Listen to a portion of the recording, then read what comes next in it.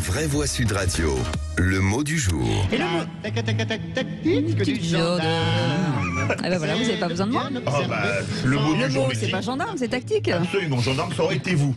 Le mot du jour est le mot tactique, puisque la France entière réfléchit à la tactique que Didier Deschamps devrait mettre en place pour battre l'Argentine dimanche. Pour le Larousse, la tactique est l'art de diriger une bataille en combinant par la manœuvre l'action des différents moyens de combat et les effets des armes afin d'obtenir un résultat déterminé, ou encore les moyens habiles employés pour obtenir le résultat voulu. Tactique vient du grec ancien tactiquer, qui signifie disposer, mettre en rang. Ça fait un peu gendarme, mettre en rang. Ainsi donc, quelle tactique le mythique sélectionneur des Bleus va-t-il mettre en place pour que la sélection albicéleste n'atteigne pas le 7e ciel où elle accrocherait une 3e étoile? Une tactique défensive? Peu probable, puisque la défense n'est pas le point fort des Bleus. Une tactique offensive? Pourquoi pas, puisque ce secteur est le point fort de notre équipe. On pourrait imaginer un bombardement tactique du but argentin par les canonniers Mbappé, Giroud, Griezmann ou Dembélé, mais cette tactique risquerait d'être contrée par la vitesse des missiles tactiques Messi, Alvarez, Di Maria et Fernandez.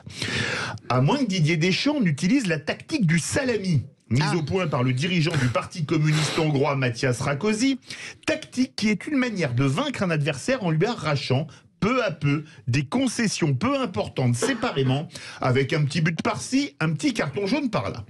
Une tactique tout à fait plausible. Deschamps ayant longtemps joué en Italie, il maîtrise parfaitement le salami, et étant natif de Bayonne, il devrait pouvoir arriver à prendre les Argentins pour des jambons.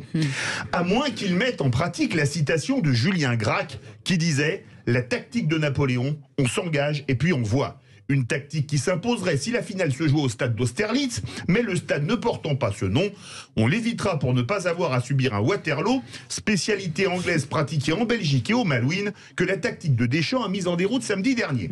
Vivement dimanche, et on espère simplement que Deschamps pourra nous tenir ses propos après le match. Bon, effectivement, cela fait toujours plaisir de gagner un match à l'extérieur, surtout lorsque celui-ci se solde par une victoire. Bon, c'est vrai que tant sur le plan tactique que technique, nous avons réalisé une réelle performance. Bon, je crois qu'il faut savoir saluer l'équipe adverse, c'est un résultat logique, je pense qu'à partir de là, cela fait partie du jeu. Alors. Très bon. Qu'est-ce que vous en pensez? Tactiquement, il faut attaquer, défendre? Écoutez, demandez aux spécialistes. Qu'est-ce qu'il faut faire? Attaquer, défendre, Frédéric David? Notre point fort, c'est l'attaque, c'est pas la défense. Même si en défense, on a quand même Hugo Lloris qui vaut largement des grands goals argentins du passé comme Jaime Filial. Ou Baldo, Filiol. Moi, j'ai envie de l'analyse de Tom Conan. Alors moi, je suis très branché sur les trucs un peu ésotériques et les forces immatérielles. Alors moi, je suis pour la visualisation. Vous savez, vous vous mettez dans une phase de méditation un peu et vous imaginez un petit peu que vous allez gagner, parler avec telle personne, réussir telle action ou pas. Et je trouve que c'est pas mal. C'est un peu une stratégie placebo d'une certaine façon, voilà. Mais effectivement, excusez-moi, ça sécurité, on a perdu Tom Conan. Cécile, placebo n'est pas un joueur argentin. Je vous rassure. En tout cas, pour gagner, il faudra marquer. Mais peut-être méditer avant quand même pour se voir gagner. Ah d'accord. Mais que Lloris le fasse pas trop.